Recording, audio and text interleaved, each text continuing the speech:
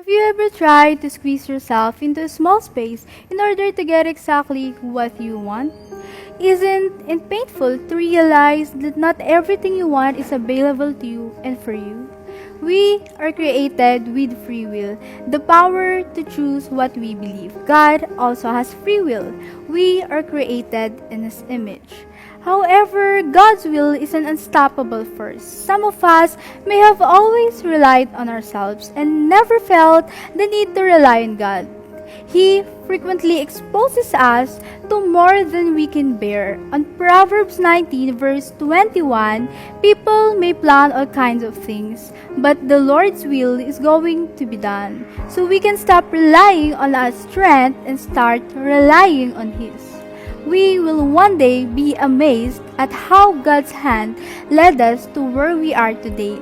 As we begin to follow Him and incorporate Him into every decision we make, it's not always easy to follow Him, but it's always the right thing to do.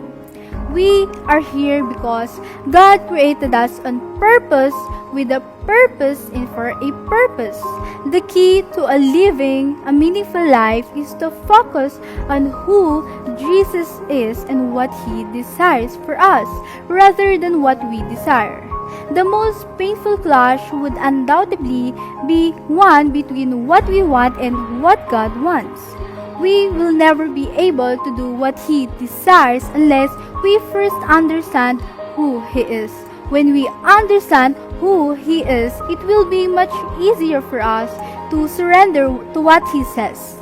As we see Him clearly, we will trust Him fully. So if God exists, why is there suffering? There is suffering if we insist on what we want rather than what God wants, because He sees through a situation we cannot comprehend. But when we obey and fully surrender everything to Him, let His will be done, then we will not suffer or experience pain anymore.